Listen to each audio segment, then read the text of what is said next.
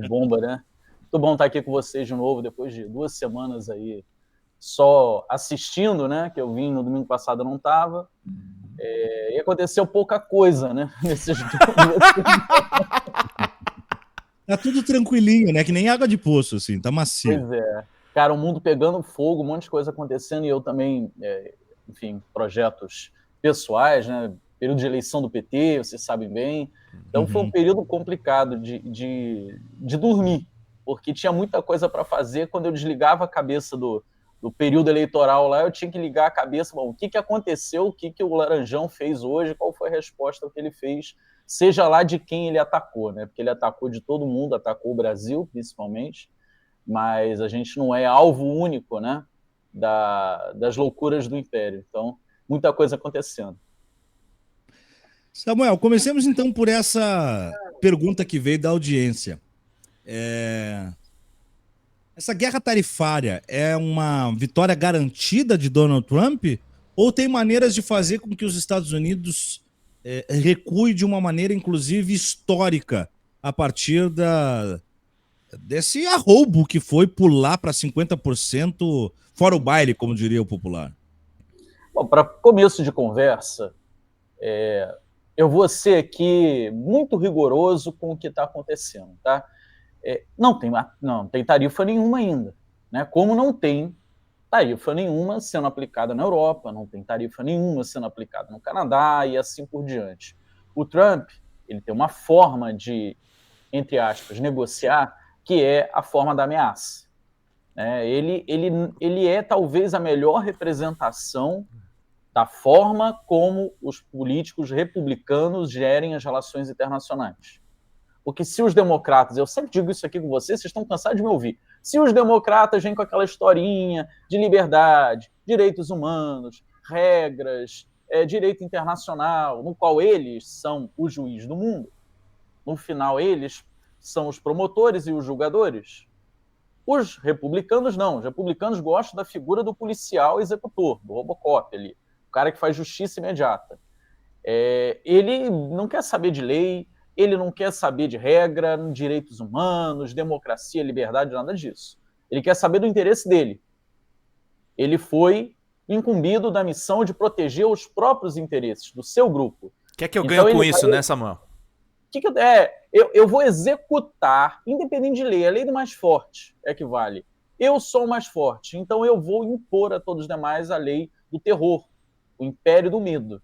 É assim que os republicanos sempre se portaram com o mundo. Então, se você não está perturbando os caras, se você está fora das vistas deles, pode ficar tranquilo, ele não está nem aí para você, ele está preocupado com os interesses dele, diferente de um democrata, que ia querer saber como cada país do mundo está agindo, porque ele quer um sistema funcionando para passar a imagem de que é algo consensual, democrático, justo, acima de tudo. É assim que os democratas gostam de conduzir o seu império. Não muda nada no fato de ser um imperialismo, mas muda a forma. Um quer convencer a todos os demais que essa é a melhor forma de organizar, ou talvez a única forma de organizar o mundo. São os democratas. O outro não quer nem saber de como que o mundo se organiza. Ele só quer saber o seguinte: o que eu ganho na distribuição desses despojos aqui? Tem que ser mais do que todo mundo. Essa é a forma que o republicano age, historicamente. E o Donald Trump talvez seja a melhor representação disso ao longo das últimas décadas. O Trump diz claramente que ele não está nem aí para a OMC, que ele não está nem aí para a OTAN, que ele não está nem aí para nenhum organismo multilateral que os Estados Unidos mesmo criou, que ele não está nem aí para nenhuma das regras internacionais que ao longo de décadas os Estados Unidos conseguiu convencer o mundo a aderir, sendo que são regras totalmente favoráveis aos Estados Unidos e muitas vezes desfavoráveis. O que é o consenso de Washington, senão um regramento expandido para o mundo inteiro, que significa o seguinte: os Estados Unidos, a Europa e os países centrais do capitalismo chegaram num certo patamar. Agora eles chutam a escada e dizem: subam escalando, se conseguirem. E ainda joga óleo para o cara escorregar. Essas são as regras que os Estados Unidos conseguiu ao longo de décadas construir e convencer, porque a verdade é essa, tem muito liberal no Brasil que está convencido de que essas são regras justas, emanadas de Deus, descidas nas pedras por Moisés. para a forma de organizar o mundo. Então, essa é a forma do democrata. A forma do republicano não estou nem aí, eu vou passar o carro por cima mesmo. E por incrível que pareça, vocês vinham comentando aqui agora, já tem brasileiro dizendo que a nossa reação deve ser: é isso aí, cara forte, poderoso, pisa em mim. Ai, que delícia ser pisado.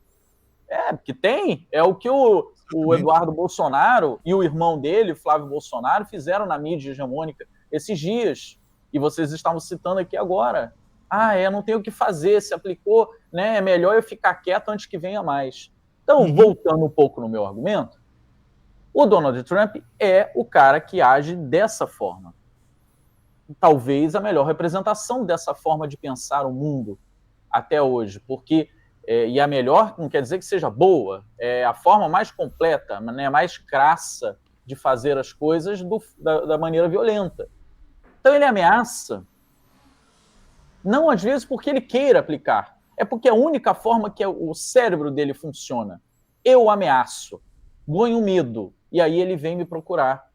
E aí eu digo para ele: bom, tá bom, já que você veio me procurar e reconheceu que eu sou muito superior a você, eu vou te dar a bênção de não fazer isso da forma como eu ameacei.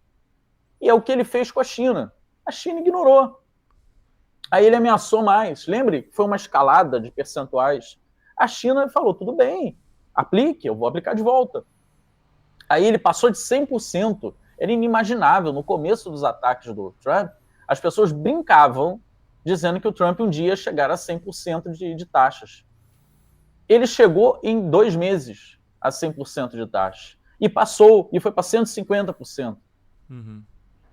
E o duro é que ele não precisa nem taxar, né, Samuel? E aí, esse é o ponto importante, né, Pedro? Ele ameaçou que iria taxar. Quando ele fala, parece que é ordem vinda do céu, é um raio descendo, tacado por Zeus, que atinge o alvo no imediato momento. Não. Ele diz: vou taxar daqui 2 meses. Eu estou dando tempo, corram até mim, peçam desculpas. Aí a China não correu. Aí ele aumentou, a China não correu. Aí ele fez uma outra ameaça, essa dos 150%, dizendo: mas eu estou disposto a negociar. Olha que quem primeiro falou em negociar foi ele mesmo. Não foi o Xi Jinping. E o Xi Jinping não procurou para negociar. Sim. Simplesmente falou: nós da China vamos parar nesse percentual de reciprocidade, porque já é o suficiente para desorganizar a economia dos Estados Unidos como uma resposta equivalente, e não nos atrapalha adicionalmente. Porque tem um ponto, e não dá tempo da gente falar nesse primeiro comentário, todas essas taxas são muito ruins para os países que são taxados, mas elas são, primeiramente, taxas contra os próprios comerciantes dos Estados Unidos. Então, a China, quando responde, ela fala: eu estou te sendo recíproco até um certo nível, que a partir desse nível, eu começo a ser mais prejudicada do que você com a taxa. Tem outras formas de responder. E vamos falar dessas outras formas aqui, que são formas talvez mais úteis ao Brasil, inclusive. Então, quando o Trump ameaça, não quer dizer que está posto de imediato. Até hoje, ele vem enrolando, foram 90 dias que ele deu, né? Suspendeu. Primeiro ele obrigou: vou taxar, não tem jeito, acabou. Aí depois ele: não, é o seguinte, 90 dias de suspensão para todo mundo. Não tem taxa para ninguém durante 90 dias, me procurem para conversar. Os 90 dias acabaram. Sabe o que ele fez depois dos 90 dias? Ele veio a público para dizer: está então decretada que a taxa acontecerá. Os 90 dias acabaram. Elas começam a valer agora? Não, em agosto. Isso então significa que sobre os 90 ele botou mais 30. Mas a forma dele comunicar é: não tem mais negociação.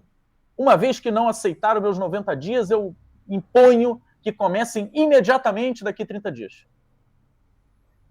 Começa a ficar o cachorro que late e não morde. Você abre o portão, ele não avança. Por quê? Por que a inflação aí? Eu vi economistas perguntando, sabe, Thiago? Por que a inflação dos Estados Unidos não disparou ainda com as taxas aplicadas pelo Trump? Porque ele não aplicou a taxa. Não tem taxa. Como que a inflação tem um vai anúncio disparar? só. Você teve um aumento residual da inflação ali. Primeiro,